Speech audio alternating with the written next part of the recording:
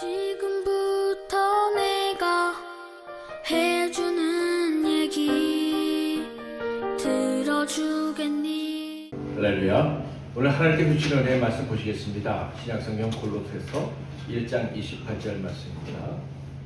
골로새서 1장 28절.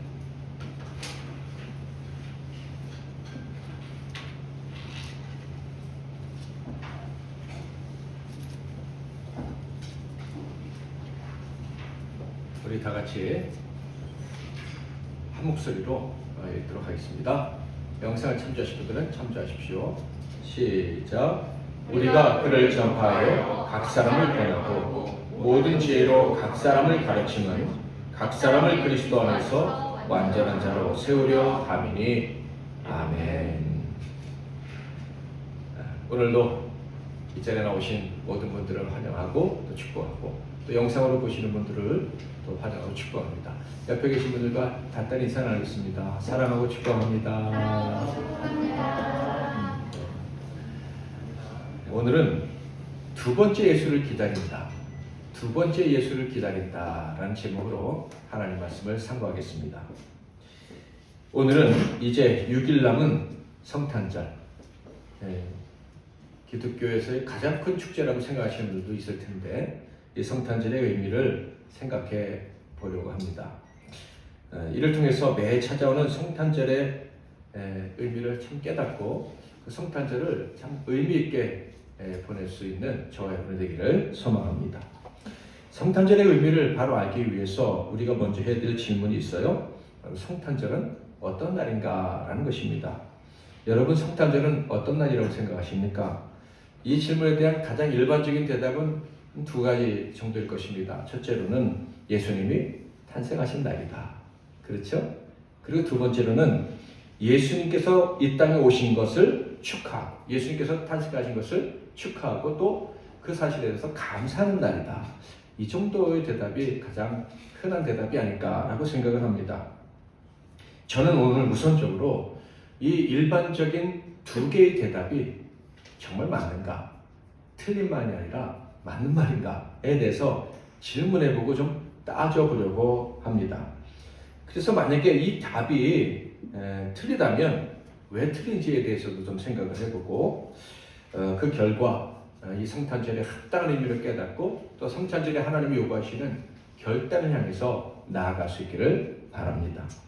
자, 먼저 예수님이 탄생하신 날이라고 했는데 예수님이 탄생하신 날이 맞을까요?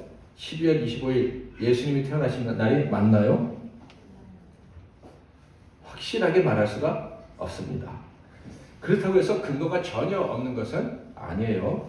역사상 가장 위대한 신학자 중 하나인 어거스틴이 삼위일체론이라는 책을 썼는데 그 제4권 5장인가요? 거기 보면 예수님께서는 3월 25일에 잉태되셨고 전통에 따르면 12월 25일에 태어나셨다. 이렇게 기록되어져 있어요. 그리고 기독교 역사상 가장 위대한 설교가라고 불리는 황금의 입인 크리스토톰 역시도 예수님께서 12월 25일경에 태어나셨다고 이야기를 합니다. 왜냐하면 세례요한의 아버지 사가랴가요 대속죄를 담당하는 제사장으로 뽑히지 않습니까? 그 제사장의 직무를 마치고 나온 때가 3월 25일인 거예요. 그래서 그때를 전후로 해서 바로 그때 이후에 세례요한이 잉태되지 않았습니까? 잉태되신 때가 9월 25일. 이렇게 계산을 해보니까 12월 25일에 태어났을 것이다. 이렇게 보고 있습니다. 이 두 주장의 근거로 해서 12월 25일인지 정확히 알 수는 없지만 그냥 어림잡아 예수님이 12월 25일에 태어났을 것이다 보는 것이 근거가 전혀 없는 것은 아니다 라고 볼 수가 있어요. 성탄의 의미를 격화시키려는 사람들은 이 성탄절이 아니라 원래는 태양절이었는데 로마가 기독교를 통해서 전 세계를 이제 정복하고 차지하기 위해서 이 이교도의 명절인 태양절을 성탄절로 탁 삼아서 이교도도 섬기고 또 태양신을 섬기는 사람들도 이교도도 받아들이고 태양신을 섬기는 사람들 다 끌어들이기 위해서 태양절을 성탄절로 만들었다. 이런 주장을 합니다. 이 태양절이 어떤 날이냐면 로마의 그 동짓날이에요. 동짓날은 해가 제일 짧은 날 아닙니까? 동짓날까지 해가 점점 짧아지고 동짓날부터 해가 점점 길어지는 거예요. 원래는 12월 25일이 동짓날이었는데 그레고리력이라는 그 달력이 발견된 이후 만들어진 다음부터는 12월 22일로 바뀌었죠. 그러니까 해가 길어지기 시작한 날, 예수님이 빛으로 오셨으니까 세상이 빛으로 비치기 시작하는 날, 이렇게 딱 맞는다 해서 또 그날을 성탄절로 삼았다, 이렇게 주장을 합니다. 그러니까 이 태양절이 성탄절이 됐다라고 주장하는 사람들은 예수의 탄생과 전혀 상관없는데 그냥 로마가 그렇게 만든 것이다 라고 이야기를 합니다. 그러니까 지금 세상 사람들이 성탄절을 즐기는 거는 태양절을 즐기는 거야, 뭐 이렇게 이야기를 하는 거예요. 그러나 여러분 방금 들어보셔서 아시겠지만 사실 교회 전통이 세례요한의 잉태일, 그리고 마리아의 잉태일, 그리고 탄생일, 이렇게 계산했을 때 예수님의 탄생일을 12월 25일로 보는 게 훨씬 타당한 얘기구나 라는 것을 알 수가 있을 거예요. 자, 분명한 것은 12월 25일이 정확한지는 알 수는 없지만 전혀 근거 없는 이야기는 아니다라는 거예요. 자, 그렇지만 확실한 것은 예수님이 탄생하신 날은 12월 25일인지 정확히 알 수 없다라는 것이죠. 이 점이 좀 이상하실 거예요. 왜 다른 날들은 주님이 정확하게 알리셨는데 세례 요한의 아버지가 속죄일에 대한 그 사명을 마치고 나온 날이 3월 25일이라는 거, 이거는 다 정확히 알려졌는데 왜 예수님의 생일은 정확히 알리지 않으셨을까? 이런 질문을 갖게 된다는 것이죠. 성경을 보면 6월절, 율법을 선포한 날, 뭐 이런 날들은 날짜가 정확해요. 그런데 그 어떤 것보다도 중요한 것처럼 보이는 성탄절은 왜 정확히 날짜를 가르쳐주지 않으셨을까? 우리가 궁금하지 않을 수가 없어요. 성경과 기독교 역사를 보면요, 정말 중요한 것 같은데 하나님이 감추신 것들이 꽤 있습니다. 그 대표적인 것이 바로 법궤죠. 언약궤. 이스라엘은 하나님께 선택받은 유일한 민족이라는 엄청난 자부심이 있었습니다. 그 사실을 뒷받침해주는 증거가 바로 구약시대에는 법궤였다는 거예요. 이 법궤가 하나님이 우리를 택하셨고 우리와 함께 하시는 증거다. 그래서 법궤와 함께 하기만 하면 우리는 언제나 전쟁에 이깁니다. 그래서 법궤를 앞세우고 언제나 전쟁에 나가서 늘 승리를 했던 거예요. 그래서 이방 사람들이요, 이스라엘과 싸우려는 사람들 법궤 보면 다 놀라 뒤로 자빠졌었다 하는 거죠. 그런데 어느 날 하나님께서 이 법궤를 감춰버리셨고 아직도 아무도 그 법궤를 찾지 못하고 있어요. 또 어떤 게 있습니까? 예수님이 십자가에 달리시던 날 입으셨던 옷, 성의라고 부르고 예수님이 달리셨던 그 십자가 그것도 없어졌어요. 아무도 그것이 어디 있는지 몰라요. 실제로 있다고 주장하는 자들이 있었어요. 그래서 나는 예수님이 십자가 조각을 가지고 있다라고 하는 주장하는 사람이 있어서 다 그걸 모았더니 산더미가 됐다. 그러니까 다 가짜다, 이런 얘기예요. 왜 감추셨을까? 법궤도 감추시고 그렇게 사람들이 찾는 성의도 왜 감추셨을까? 가장 큰 이유는 하나님 대신에 우상을 섬기는 잘못된 신앙을 막기 위함이었습니다. 대표적인 경우가 엘리 제사장 시대에 사무엘이 있었던 때에 보여졌었죠. 하나님을 무시하고 법궤만 의지하여 전쟁을 치렀던 그 사사시대, 엘리 제사장 시대의 전쟁에서 그들이 지고 말았습니다. 하나님을 섬기지도 않고 음란하게 섬기면서 법궤만 있으면 이길 수 있다고 생각하고 법궤를 앞서서 싸우다가 그만 블레셋에게 법궤를 빼앗기고 전쟁에도 지고 만 것이죠. 법궤를 앞세워서 승리를 하다 보니까 그들이 어떻게 된 거예요? 본질인 하나님 섬기는 것은 잊어버린 거예요. 하나님이 얼마나 두려운 분인지, 우리가 하나님께서 얼마나 겸손해야 되는지 이것은 잃어버리고 법궤만 있으면 된다, 이런 생각을 하다가 나라가 망하게 되었다 하는 것이죠. 하나님이요, 그 법궤를 이스라엘에게서 그때 감추신 거예요. 법궤만 있으면 우리는 늘 이긴다고 했는데 법궤를 블레셋 수중에 들어가 버리게 했다 하는 거예요. 후에 언제 법궤가 이스라엘에 돌아옵니까? 다윗 왕 시대. 그 어떤 것보다도 하나님만을 높이기 원하는 그 중심을 가진 사람이 왕이 되었을 때 법궤가 돌아왔었죠. 그러나 다윗이 죽고 또 어느 시간이 흐른 다음에 이스라엘이 법궤를 또 음란하게 섬기니까 하나님이 싹 감춰버리고 지금까지 나타나지 않은 거죠. 만약에 법궤와 성의, 예수님이 달리셨던 그 십자가가 지금까지 남아 있었다면 어떻게 됐을까? 마리아상에도 뭐 눈물 흘리며 이빨 추는 사람들이 얼마나 많습니까? 그런데 만약에 이런 것들이 남아 있었다면 그것들을 하나님처럼 섬기고 그것들에게 사랑을 쏟고 정성을 쏟으면서 이것이 내가 하나님을 향한 믿음의 증거다라고 외쳤을 거예요.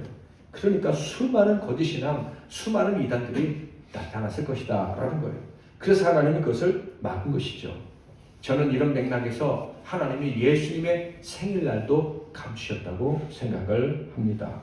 잘못된 신앙을 막으시기 위해서 하나님이 이렇게 하셨다는 거죠. 예수님이 이 땅에 탄생하신 이유, 예수님이 인간의 몸을 입고 이 땅에서 태어나신 사람의 아들로 태어나신 이유를 곡해하지 않게 하시려고 예수님의 생일만 축하한다고 하면서 정말 예수님이 이 땅에 오신 이유를 오해하지 않게 하시려고 예수님이 그 생일을, 하나님이 그 생일을 감추셨다라는 거예요. 성경을 읽어보면요, 저는 이 주장이 확실한 근거를 가지고 있다고 생각을 합니다. 근본에 신약성경을 여러분과 같이 읽으면서 더다시 확실하게 생각할 수가 있었어요. 분명 하나님께서는 예수님의 탄생과 관련된 논쟁을 하는 것을 원치 않으셨습니다. 그것을 아예 막아버리셨어요. 그래서 그날을 정확하게 알려주지 않으신 거예요. 그럼에도 불구하고 사람들은 12월 25일이 예수님이 탄생하신 날인 줄 알고 축제를 벌입니다. 그리고 그것이 하나님을 섬기며 사랑하는 증거라고 이야기를 합니다. 자, 여기서 우리는 생각해 봐야 될 것이 있어요. 성탄절을 지키는 것, 그건 결코 나쁜 것은 아닌데, 그런데 그 성탄절을 바르게 지키고 있는가? 이 점에 대해서 우리는 생각을 해봐야 할 거예요. 이 문제를 해결하기 위해서 앞에 언급한 질문에 대한 두 개의 답을 점검해 볼 필요가 있습니다. 첫 번째 거는 이제 점검을 해봤는데, 두 번째 대답, 그게 뭐였죠? 성탄절은 어떤 날인가에 대해서 우리가 대답을 한다면, 첫 번째는 예수님이 탄생하신 날이고, 두 번째는 예수님이 탄생하신 것에 대해서 감사하고 또 축하하는 날이다, 이런 말씀을 드렸는데, 정말 성탄절이 예수님이 인간의 몸을 입고 나신 날을 축하하고 감사하는 날이 맞는가? 저는 이 대답에, 이 말에 좀 의문을 제기하고 싶어요. 정말 맞는 말인지. 여러분 중에서는 저의 이 말에 좀 당혹감을 느끼시는 분이 계실지도 모르겠습니다. 아니, 그렇다면 성탄절에 예수님 생신을 축하하는 것 말고 더 중요한 일이 있나요? 뭐 이렇게 질문할 수도 있을 것이고, 만약에 목사님의 의도가 맞다면, 예수님의 탄생하신 것을 축하하는 것만이 아니라고 한다면, 지금까지 우리가 지킨 성탄절은 잘못된 것입니까? 이렇게 질문할 수도 있을 거예요. 우리에게 가장 중요한 것은 구원입니다. 우리에게 오신 예수님을 영접하시고 구원받는 게 가장 중요한 게 아니겠습니까? 그것이 하나님 뜻이잖아요. 그래서 예수님도 나를 영접하라고 말씀하신 것 아닙니까? 그런데 성탄절에 예수님을 환영하고 영접하는 것이 문제가 있다니, 그것만이 전부가 아니라니 좀 잘못된 말씀이 아니십니까? 이런 생각을 할 수가 있을 거예요. 여러분이 이렇게 주장한다면 절대 틀린 말이 아니죠. 맞는 말입니다. 그런데 문제는 그것만 원하셨다면 하나님이 성탄절을 감추실 필요는 없었을 것이다 라는 거예요.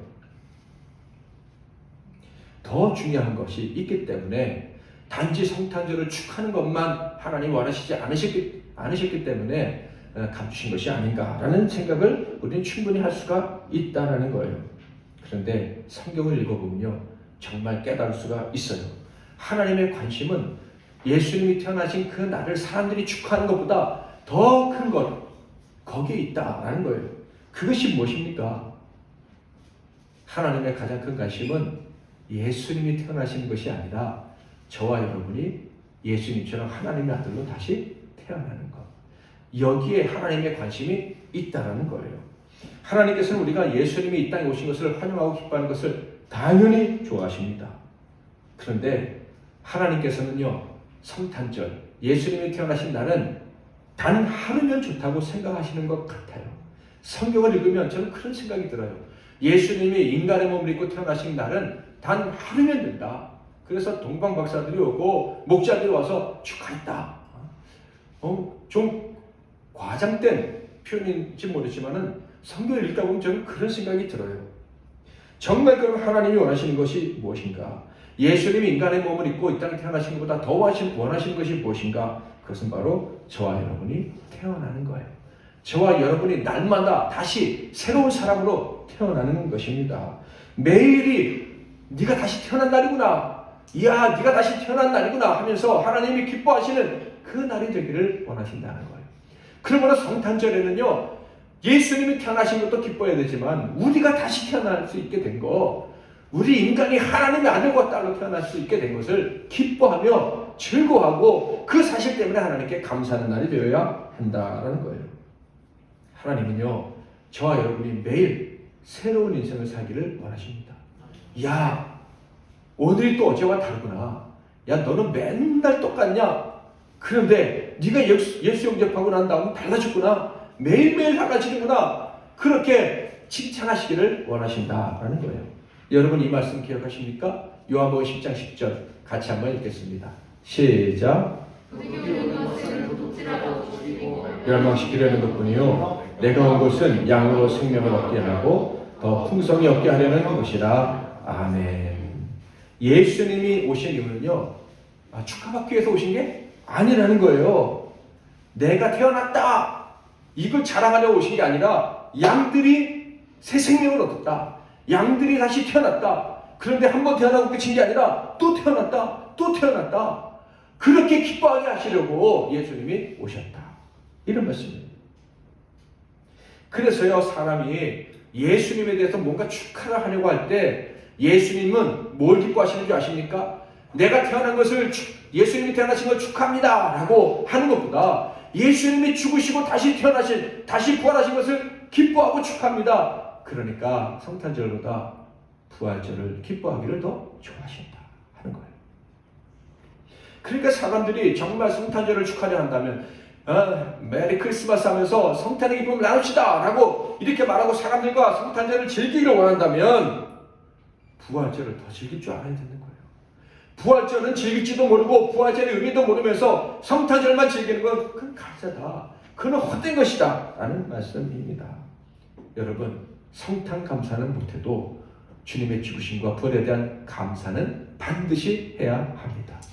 그것을 할 수 있는 사람이 성탄절을 즐길 수가 있는 거예요. 왜 그렇습니까? 하나님의 관심이 그렇기 때문에 그래요. 하나님의 관심은 예수님이 태어나시고 죽으시고 부활하신 것이 아니라 저와 여러분이 죄에 대해서 죽고 의에 대해서 다시 태어나는 것, 과거의 사람이 죽고 새로운 사람으로 다시 태어나는 것, 이것이 하나님의 관심인 거예요. 날마다 다시 태어나는 우리, 날마다 다시 새로운 생명, 하나님의 생명, 의로운 생명으로 태어나는 우리, 이것이 하나님의 관심이에요. 여러분, 사람이 예수 믿으면 중생한다 그러죠? 중생하는 날 혹시 아십니까? 내가 예수 믿고 구원받는 날 아는 사람, 옛날에 어떤 이단은 그거 안다고, 알아야 된다고 이렇게 가르치면서 교회를, 성도를 미혹했던 적이 있어요. 옛날에 교회에서도 그런 사람이 와서 집회했다고 그래서 이를 엉터리가 어떻게 집회하느냐, 제가 그런 적이 있었는데, 왜 몰라요? 성령이 왔다 가시는 건, 바람이 왔다 가는 건 저는 사람들이 알 수 없기 때문이라고 성경에 분명히 기록되어 있어요. 또 하나는요, 한 번 태어나고 끝이 아닌 거예요.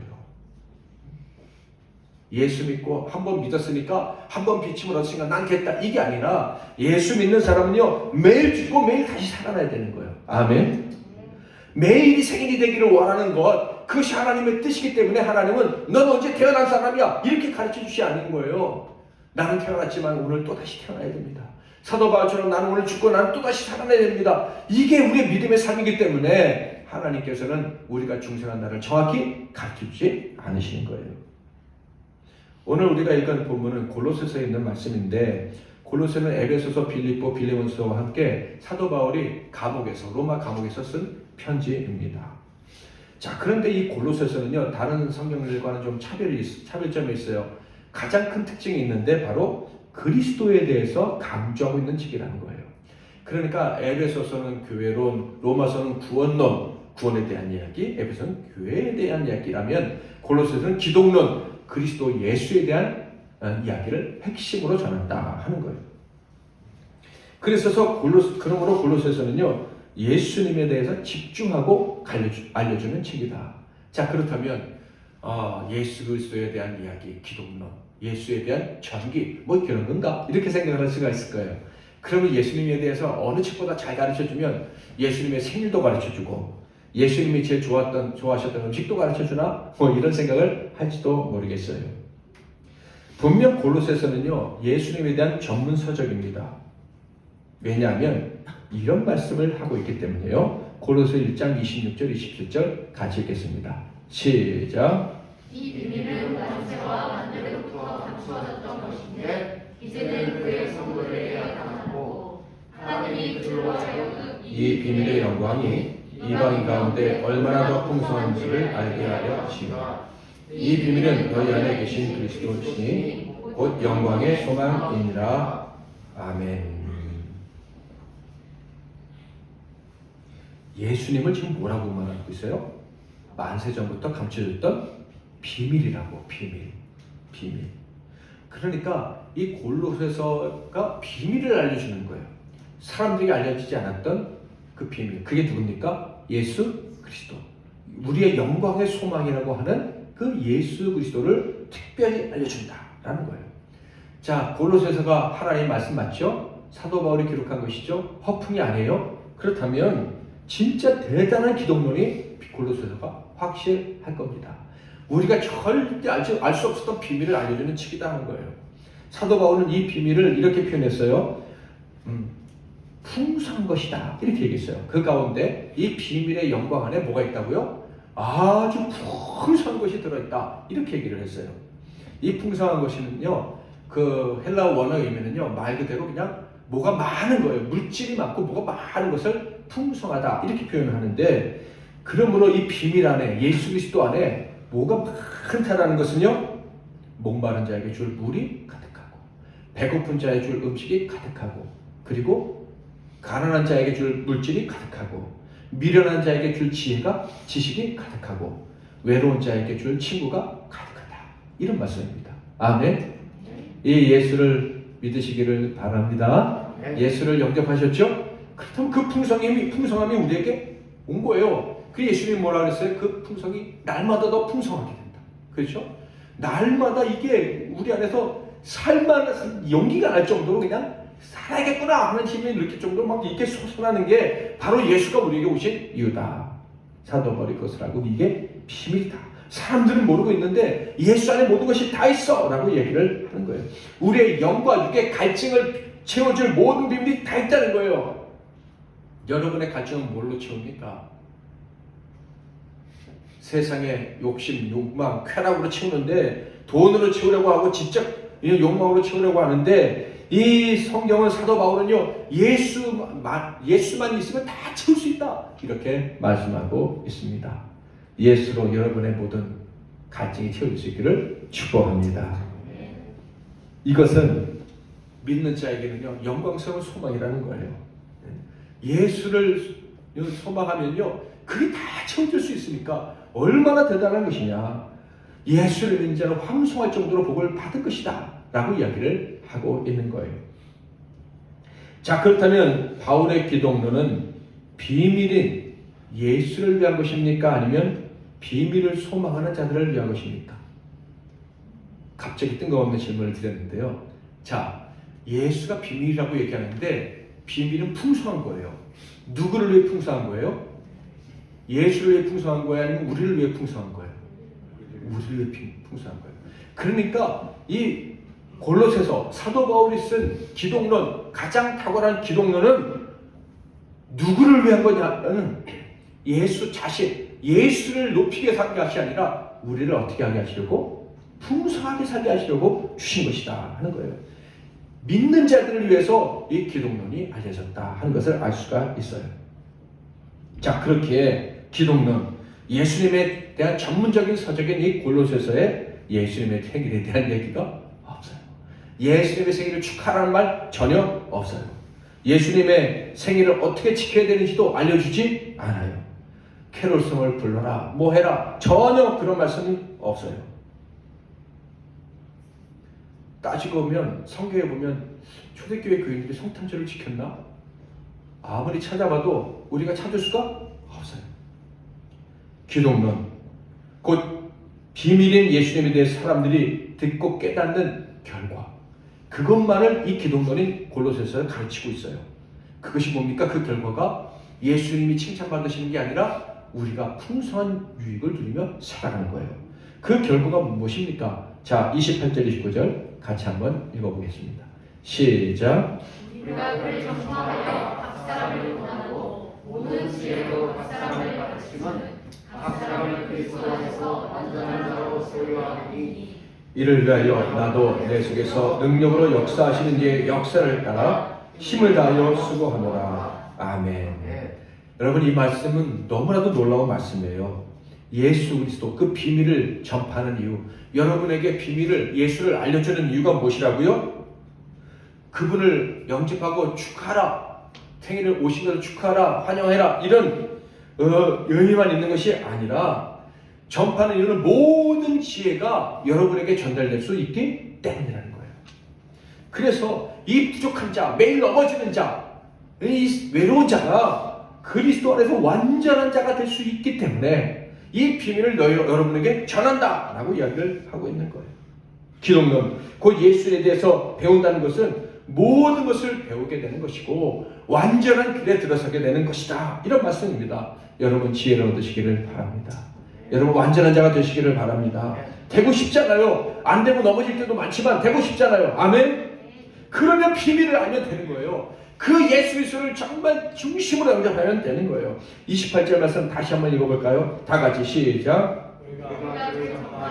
각 사람을 권하고 모든 지혜로 각 사람을 가르치면 각 사람을 그리스도 안에서 완전한 자로 세우려 함이니. 기독론의 목적이 무엇인 줄 아십니까? 예수님에 대해서 우리에게 알려주시는 하나님의 뜻이 무엇인 줄 아십니까? 왜 우리에게 예수를 보내주시고 예수를 영접하라고 하시는 이유가 무엇인지 아시겠어요? 그냥 완전한 자가 아니라 그리스도 안에서 완전한 자가 되게 하시려고, 예수님 안에서 완전한 자가 되게 하시려고. 그러니까 우리가 누구 안에 있게 하시려고?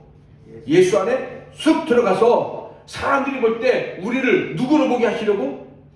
예수를 보게 하시려고. 아멘. 옆에 계신 분들 한번 보세요. 예수님 같이 머리만 길다고 다 예수가 아니고, 여기서 우리는 아주 중요한 진리를 유추해야 됩니다. 하나님의 관심은 예수님의 생일이 아니라 저와 여러분의 생일이라는 거예요. 박씨 가문에서 태어난 세진의 생일이 아니라 하나님의 가문, 거기서 태어난 또 다른 그리스도, 예수로 옷 입어서 예수로 보이는 사람으로 태어난 저와 여러분, 이것이 하나님의 관심이다 라는 거예요. 여러분, 제2의 엘리야, 제3의 엘리야라는 말 들어보셨습니까? 제2의 엘리야는 누군지 아시죠? 세례요한. 제2의 엘리야가 올 것이다 했는데 그게 세례요한이었어요. 그런데 코메니우스라는 사람은 제3의 엘리야를 기다린다 했어요. 그 제3의 엘리야가 누구냐면 저와 여러분, 예수 그리스도를 세상에 알리는 사람들, 전 세계에 복음 전하는 사람들이 제3의 엘리야다, 이렇게 얘기를 했어요. 저는요, 두 번째 아들 제2의 그리스도에 대해서 이야기를 하고 싶습니다. 저는 그 사람들을 알아요. 문선명, 박태선 같은 사람들이 아니고 바로 저와 여러분인 거예요. 갈라디아 3장 26절 27절 같이 한번 읽겠습니다. 시작. 그리스도 예수 안에서 하나님의 아들이 되었으니 누구든지 그리스도와 합하기 위하여 세례를 받은 자는 그리스도로 옷 입었느니라. 아멘. 여기 계신 분들은 물세례 다 받았죠. 유아세례든 어른의 세례든. 더 나아가 성령 세례 받았습니다. 예수 그리스도를 구주로 영접했습니다. 그렇다면 그리스도로 옷 입었어요. 근데 그리스도로 옷 입었다는 게 뭡니까? 그냥 그리스도 안에 내가 쑥 들어간 것이고 그리스도를 뒤집어 쓴 거예요. 그래서 하나님 모실 때는 그를 뭐라고 부른다고요? 26절에 보니까 너희가 다 믿음으로 말미암아 그리스도 안에서 뭐가 되었다고요? 하나님의 아들이 되었다. 그러니까 둘째 아들이죠. 첫째 아들은 예수 그리스도고 둘째 아들은 저와 여러분. 두 번째 예수를 기다린다. 오늘 설교 제목입니다. 누구의 말씀이겠습니까? 우리 하나님 아버지의 말씀인 거예요. 그 하나님 아버지는 언제나 둘째 아들이 언제 나타나냐? 저와 여러분 다 둘째 아들인데 언제쯤 둘째 아들처럼 살아가느냐? 여기에 관심이 있으신 거예요. 하나님의 관심, 예수님을 보내신 이유 이제 아시겠습니까? 예수님의 생일을 기념 안 하고 예수님을 보내신 것이 아니에요. 저와 여러분이 새로운 생일을 맞이하게 하려고 예수님을 보내셨다 하는 거예요. 우리가 하나님의 아들로 작은 예수, 둘째 예수를 태어나게 하시려고 예수님을 이 땅에 보내신 거예요. 더 이상 더러운 삶을 살게 하지 않게 하시려고, 부정한 죄악을 범치 않는 자로 다시 태어나게 하시려고, 날마다 새 생일, 새 인생을 맞이하게 하시려고 예수님이 인간의 몸을 입고 죄인의 몸에서 태어났는데 거룩한 사람으로 하나님의 아들로 태어나게 하신 거예요. 고린도서 3장 8절에서 10절, 이제는 너희가 이 모든 것을 벗어버리라. 곧 분한과 노여움과 악의와 비방과 너희 입에 부끄러운 말이라. 너희가 서로 거짓말을 하지 말라. 옛사람과 그의 일을 벗어버리고 새 사람을 입었으니 이는 자기를 창조하신 이의 형상을 따라 지식에까지 새롭게 하심을 입은 자니라. 새롭게 태어나서 더 이상 거짓에 속지 말라고, 진리 안에서 살아가는 자로 너희가 다시 태어나지 않았느냐, 이 말씀을 지금 기독론을 전하는 사도 바울이 간절하게 외치고 있는 거예요. 거짓에 속지 않고 진리 가운데 살아가는 것, 이것이 하나님이 원하시는 거예요. 고린도서 2장 3절 4절, 그 안에는 지혜와 지식의 모든 보화가 감춰져 있느니라. 내가 이것을 말하면 아무도 교묘한 말로 너희를 속이지 못하게 하려 하니. 성탄절에 축제적인 분위기, 여기는 속으면 안 되는 거예요. 날짜를 지키는 것, 이것이 중요한 것이 아니다 하는 거예요. 다시 태어나는 것이 중요하지 어떤 날짜를 정해서 지키는 것이 중요하지 않습니다. 예수님의 태어나신 날이 중요하지 않은 건 아니에요. 그러나 하나님이 감추셨어요. 12월 25일이 정확하지 않다, 이 말씀입니다. 골로새 2장 16절에 무슨 말씀까지 하시는 줄 아십니까? 날이 중요한 게 아니다. 나를 섬기지 말라. 너희가 나를 섬기지 않는다고, 날짜를 중요시 여기지 않는다고 비방하는 자들에 대해서 흔들리지 말아라, 이런 말씀까지 하십니다. 골로새 2장 16절 시작.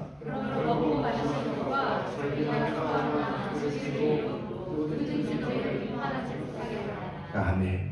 성탄절의 중요한 것은요 12월 25일이 아니에요. 이 하나님이 예수님을 우리에게 보내주셨다, 물론 중요합니다. 그런데 하나님 입장에서 더 중요한 것이 있다는 것을 알아야 되는 거예요.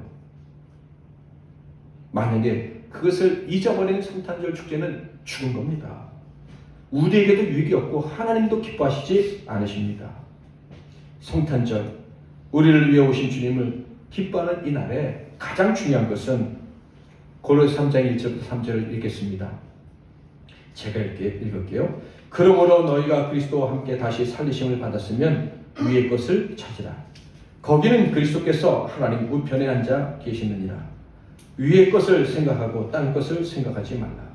이는 너희가 죽었고 너희 생명이 그리스도와 함께 하나님 안에 감추어졌습니다. 예수님이 탄생하신 그날 우리가 예수님 안에 쑥 들어가게 된 그 엄청난 일이 벌어졌다는 것을 기억하는 게 중요한 거예요. 주님 덕분에 우리는 예수 안에서 새로운 인생으로 태어났다. 이것을 기억하는 것이 더 중요하다. 썩어 없어질, 때로는 너무 더러운 땅의 것을 구하지 않고 하늘의 것을 구하는 사람으로 다시 태어났다. 이것이 성탄절에 우리가 생각을 해야 하는 거예요.